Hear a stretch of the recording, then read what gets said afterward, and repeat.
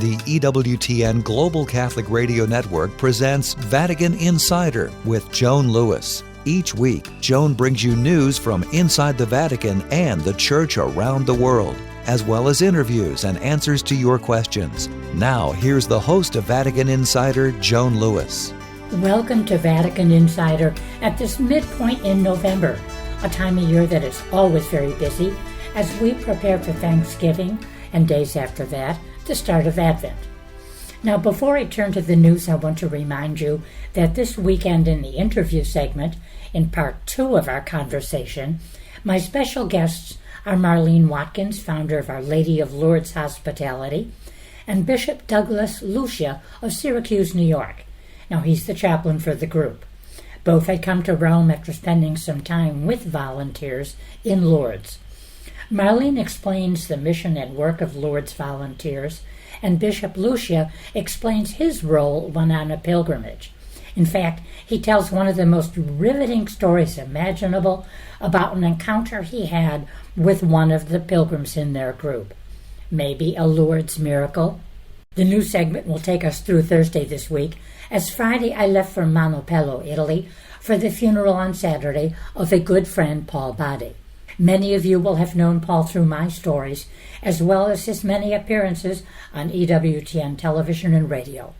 Father John Paul, our chaplain, in a beautiful letter to EWTN employees, wrote of Paul, he had a great passion for three faces: the Holy Face in Manopello, Our Lady the Advocata in Rome, and the face of his wife Ellen. The Holy Face of Manopello is said to be the veil that covered Christ's face at the resurrection, about which Paul wrote and lectured extensively. Our Lady the Advocata is the original icon of Mary painted by St. Luke and kept in Rome that Paul found on Monte Mario in the Dominican convent of the Rosary. Its fascinating story became the subject of his last major work, the Luke Icon, Rome's Hidden World Wonder. Now, a review of the week's top stories. Sunday, November 9th. Pope Leo, Bishop of Rome, had a very important appointment at his cathedral church, St. John Lateran, where he celebrated Mass to honor the traditional November 9th anniversary of the Basilica's dedication on that day in the year 324 by Pope St. Sylvester I. Years earlier, in 313, Emperor Constantine, in the Edict of Milan, had granted religious freedom to Christians and personally donated the Lateran Palace, part of his wife's dowry, to the church as its first basilica. Until the 15th century, the Lateran Palace was the residence of popes. Pilgrims who today enter the front door of the basilica are greeted by these words: "The most holy church of the Lateran, the mother and head of all the churches of the city and the world." Pope Leo Sunday told the 2,700 faithful present that the mother of all churches is much more than a monument or an historical memorial, but instead a sign of the living church, built with chosen and precious stones in Jesus Christ, the cornerstone. St. John Lateran, the Pope's cathedral, is where his cathedra, the chair symbolic of his teaching authority, rests. Monday, November 10th.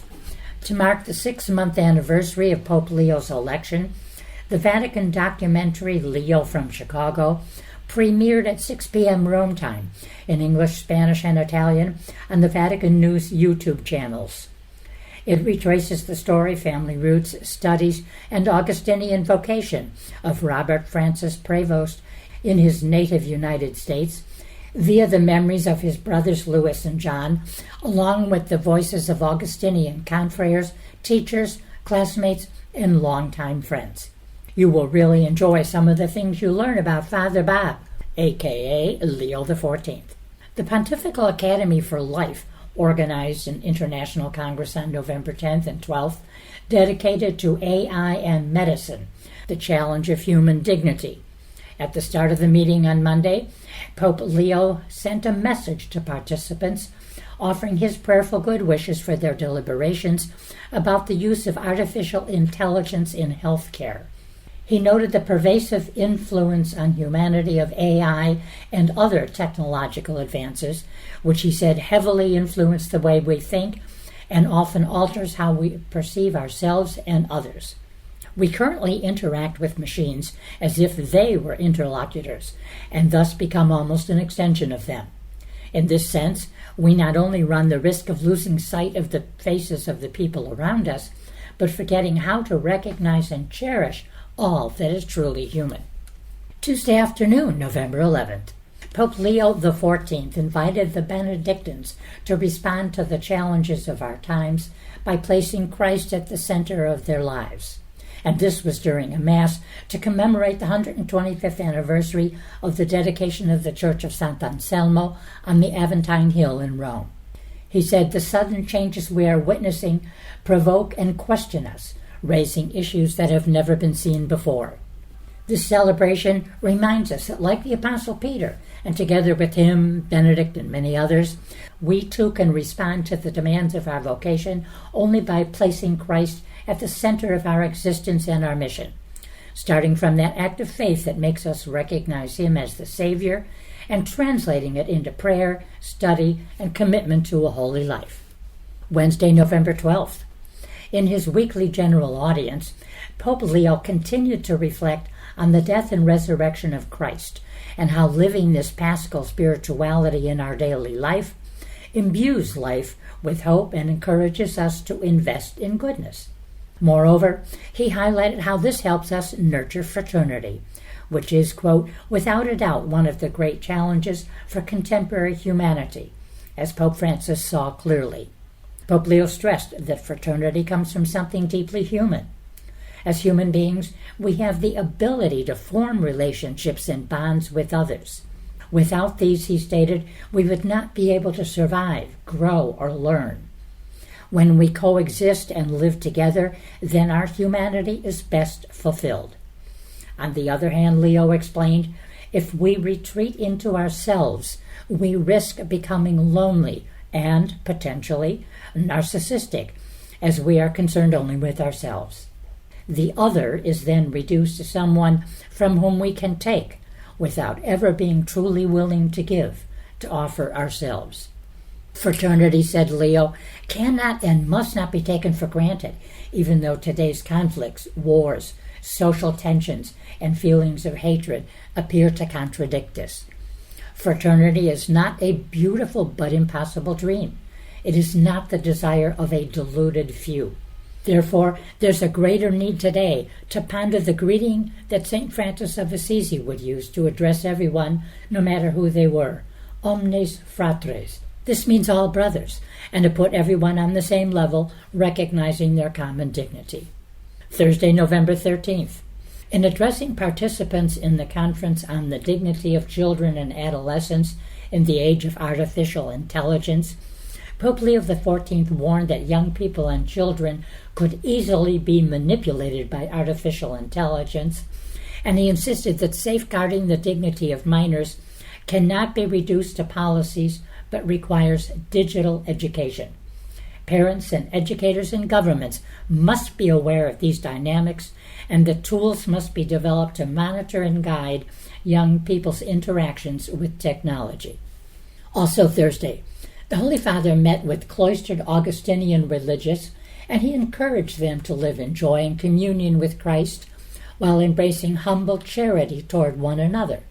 The Augustinian Pope praised the witness of communion offered by the various monastic realities that make up the Federation and are united by their vows to live according to the rule of St. Augustine. By living the Augustinian ideal, he said, they spread the good aroma of God in the world and strive to love every man and woman hidden in the silence of prayer.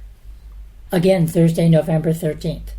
Pope Leo welcomed participants in the conference Mysticism, Mystical Phenomena, and Holiness, organized by the Dicastery for the Causes of Saints. He emphasized the importance of carefully evaluating candidates for sainthood, what matters most and what must be especially emphasized in examining candidates is their complete and constant conformity to the will of God. In particular, Leo called for prudence and balanced evaluation when analyzing the lives of possible saints, especially those who have experienced mystical phenomena. Again Thursday, In a message to the 31st Industrial Conference of Argentina in Buenos Aires, Pope Leo called on business and industry leaders to ensure that economic activity serves as a tool for justice, inclusion, and human dignity, saying when the economy and enterprise are oriented toward the common good, they can and must be engines of the future, of inclusion, and of justice.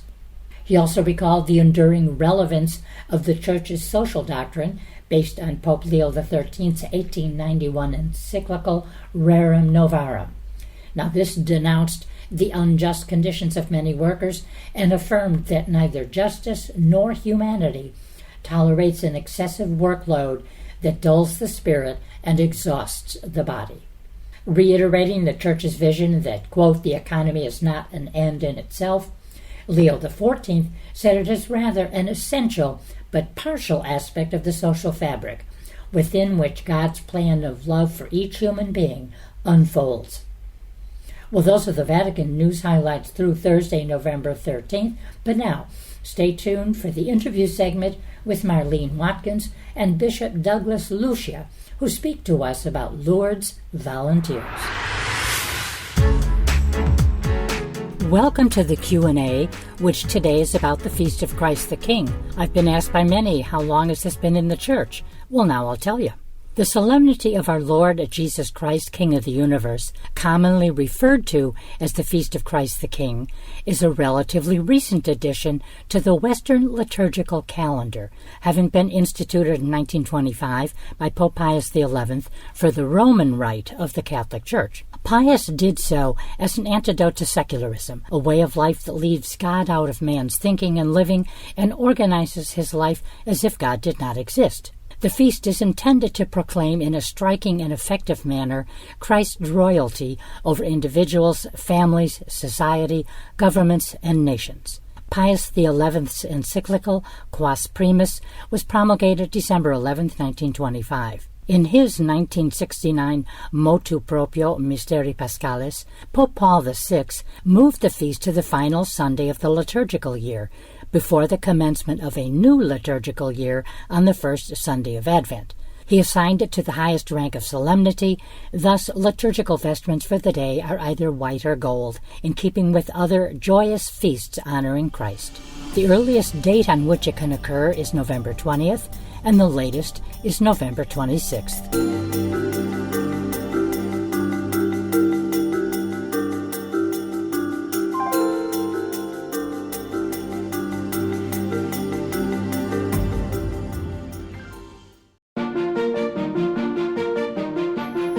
Hi, this is Mike Aquilina with a few words about St. Martin of Tours. He was a soldier when approached by a beggar. Having no money, he gave the beggar half his cloak. That night, in a dream, the beggar revealed himself as Jesus. The next day, Martin left the military. He became first a monk and then a bishop.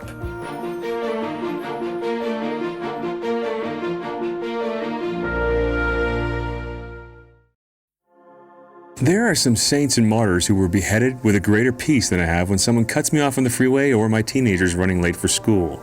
If I find someone's driving me crazy, the problem isn't that person, it's me.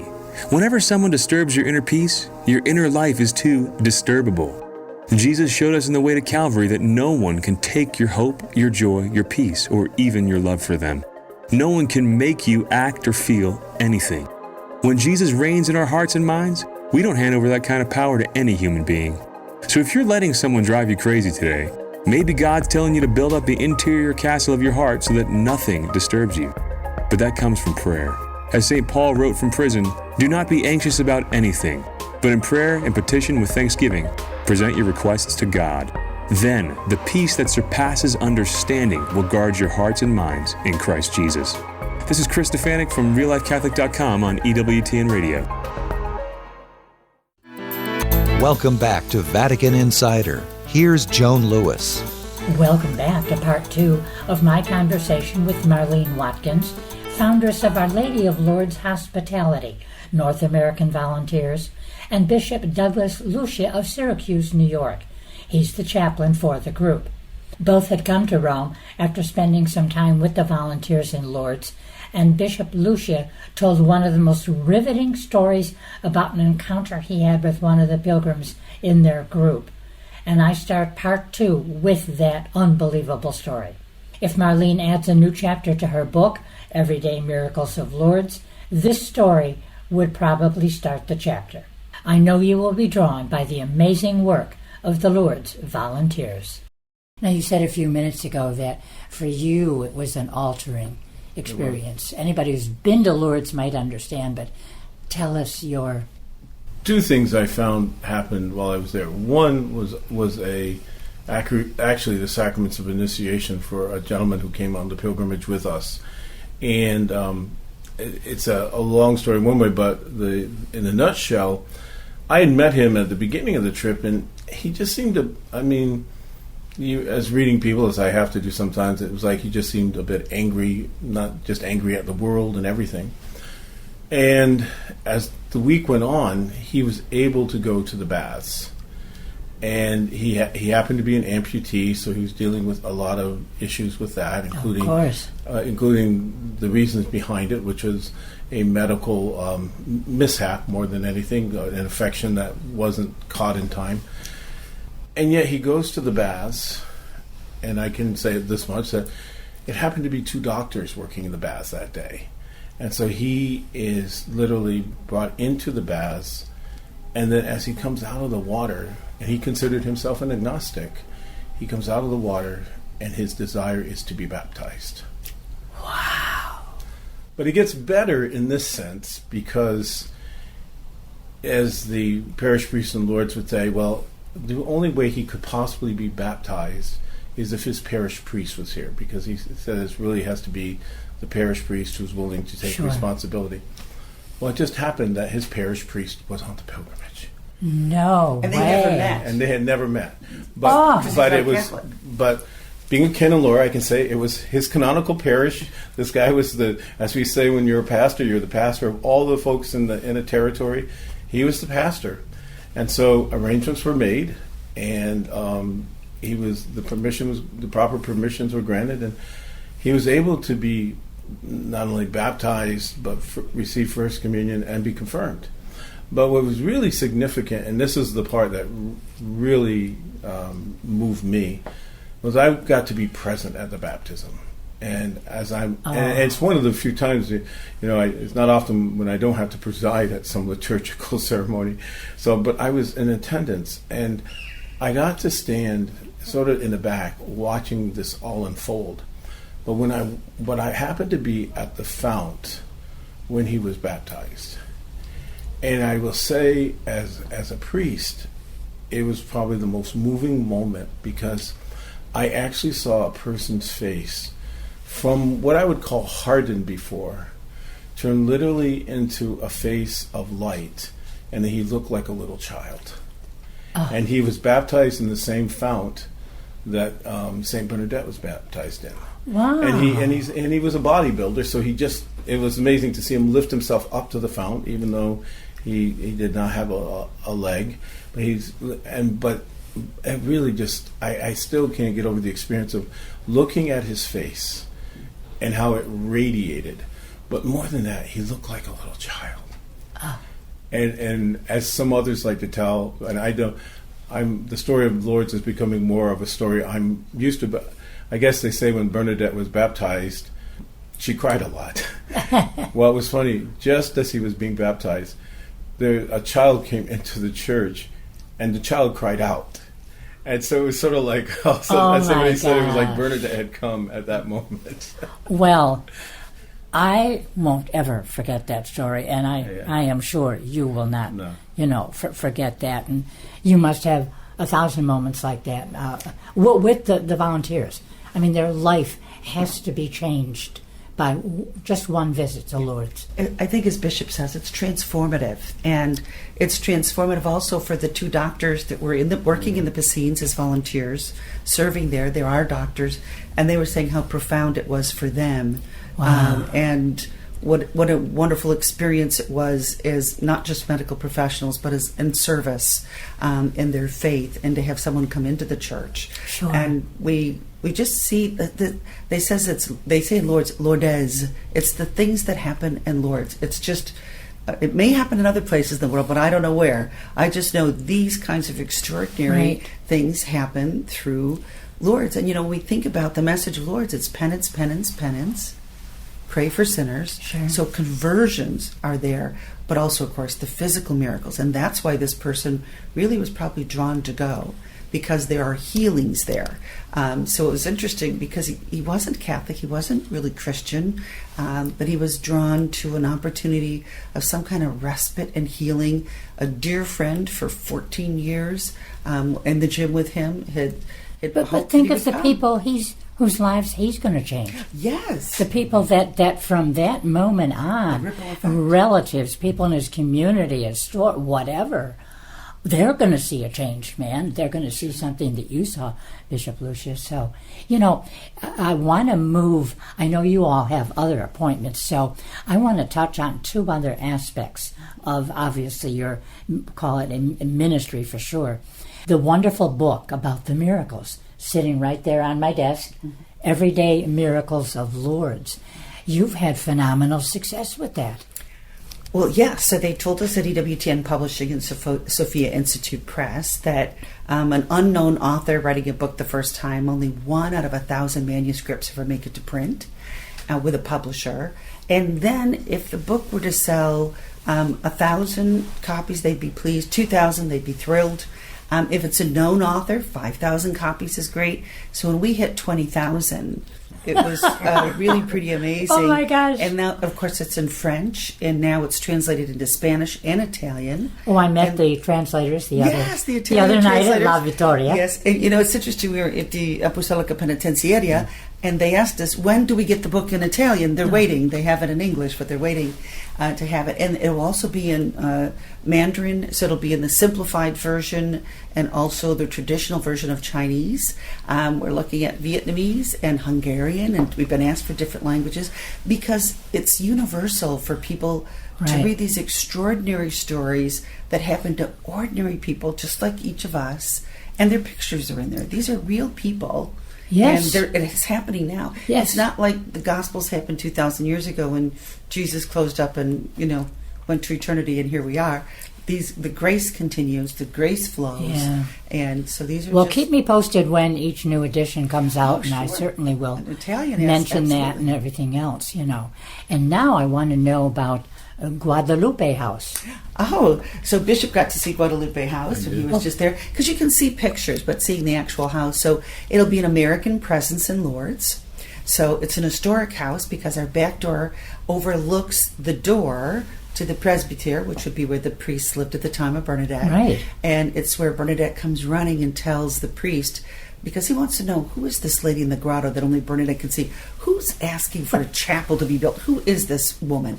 And who is this girl? And Bernadette runs and says, I am the Immaculate Conception, and he's stunned. Because he knows Bernadette can't read and write. She's not studied for her First Holy Communion. This dogma is only 4 years old, and it's at this place that the Church and the world, not just in 1858, but forever knows that the Immaculate Conception, of course, is Our Lady appearing in the grotto. Right. And so our house overlooks that door, and it'll be the home for our volunteers. And one of our chaplains said that even Superman has a phone booth, so we finally will get a phone booth. Oh, so a phone booth. We'll get a phone, and we'll get a printer and all the good things that we need. And it'll be a place that also, for example, we already had a bishop ask if he and some of his priests can come and make retreat in a quiet place. Yes. Sisters, when you're not there, sure. Families, we have families that have some children with needs that are autistic. For example, the hospital beds they're not so comfortable for them. They're sometimes agitated by the sensibility of a hospital facility. Yeah. So they'll be able to stay there. We know there'll be other needs for this house that we will discover that Our Lady has in store. But we're really excited about it. So we're renovating. They asked us in France, what's the difference between renovating an historic home in France, because it's over 200 years old, and renovating one in America? I said, well, we'd be finished right now. So it just takes, it takes a really long time. Yeah, exactly. And I will put up, obviously, the link to your blog, because there's some great pictures, and you go into the the need for the money, what it's going out for, and it probably might be finished right now in America, but I think it would cost a lot more too. So there's, kind of a trade-off on that. But in just the closing minutes that we have here, tell us just your impression, even seeing Guadalupe House and knowing what it's for. And well, for me, Joan, I fell in love with Lourdes when I was there. I grew up on the... Oh, excuse me, was this your first trip? This was my first trip. Oh! But I grew up on the Canadian border, near literally about 5 minutes from Quebec. So I was very much home with all the French. But what I really was impressed with Guadalupe House is a word that Marlene already has said. It's the presence. That it's going to be the presence of where that whole sense of what Pope Francis so often talked about, accompaniment. That people Sure. can come to the Lourdes and they will be accompanied. Not that they haven't been doing that already, but one thing, and even I had a meeting with the Bishop of Lourdes while I was there, and they were talking about the need for the American presence, especially for English speaking. There's a lot of other languages, but they really do appreciate the help of Sure. the English speakers, especially Lourdes volunteers. Yeah.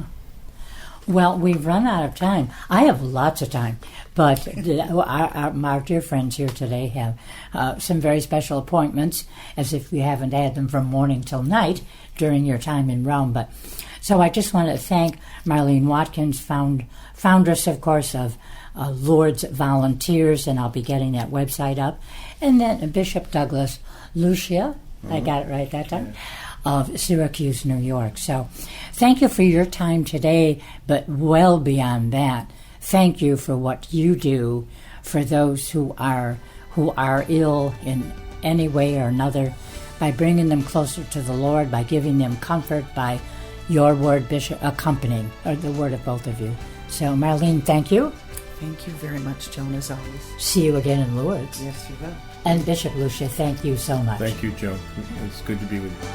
For more information on these stories, or to check out Joan's blog and to ask her a question, go to EWTN.com. That's EWTN.com. Thanks for listening to Vatican Insider on the EWTN Global Catholic Radio Network.